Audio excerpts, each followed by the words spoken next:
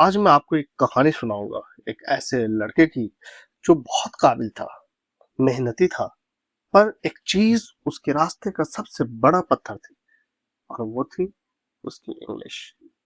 ये कहानी सिर्फ उसकी नहीं, शायद आपकी भी हो सकती है।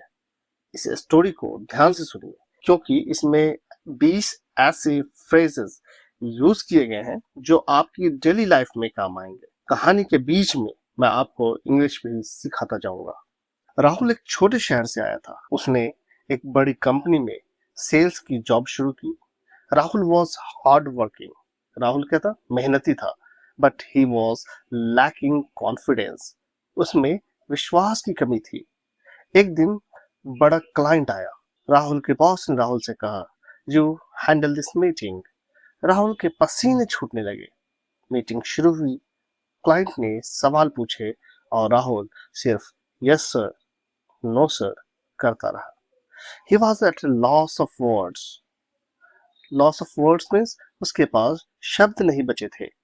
क्लाइंट चला गया और राहुल को प्रमोशन की जगह मिली वार्निंग। उसकी इंग्लिश की वजह से उसकी काबिलियत पर सवाल उठने लगे। राहुल घर आया और बहुत रोया। उसे लगा अब करियर खत्म। पर फिर उसने सोचा, इंग्लिश सिर्फ एक लैंग्वेज ही तो है। क्या मैं एक लैंग्वेज से हार जाऊंगा? डिटर्मिनेशन मीन्स दृढ़ निश्चय। तो उसने डिटर्मिनेशन दिखाई। उसने कोई मोटी ग्रामर की बुक नहीं खोली। उसने गजब तरीका अपनाया। क्या तरीका अपनाया? इमिटेशन। वो बड़े लीडर्स के स्पीचेस सुनता और उन्हें कॉपी करता। Vocabulary building. उसने बोरिंग वर्ड्स को स्मार्ट वर्ड्स से बदलना शुरू किया। And mirror practice. वो मिरर के सामने खड़े होकर खुद से डील क्लोज करना शुरू कर दिया।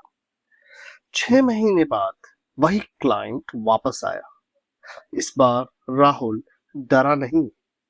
He greeted the client with a smile. It's a pleasure to have you back, sir. जब क्लाइंट ने मुश्किल सवाल पूछे, राहुल ने कॉन्फिडेंस के साथ कहा, I understand your concern. Let me explain how we can help. Client impress था क्योंकि राहुल ने उसकी सारी क्वेरीज, सारे प्रॉब्लम्स के सॉल्यूशन दिए। वो प्रॉब्लम के सॉल्यूशन उसके पास पहले भी थे, बट वो एक्सप्रेस नहीं कर पा रहा था, वो डिलीवर नहीं कर पा रहा था, वो कम्युनिकेट नहीं कर पा रहा था properly, just because of English. तो राहुल को सिर्फ प्रमोशन नहीं मिला, उस कंपनी का वो स्टार परफॉर्मर बना। इंग्लिश ने उसकी किस्मत नहीं बदली, उसकी वॉइस को पावर दी। राहुल की कहानी से हमें क्या सीखने को मिलती है? इंग्लिश कोई टैलेंट नहीं है, ये एक स्किल है जो कोई भी सीख सकता है। चलिए इस स्टोरी के 5 इंपॉर्टेंट फ्रेजेस रिवाइज करते हैं।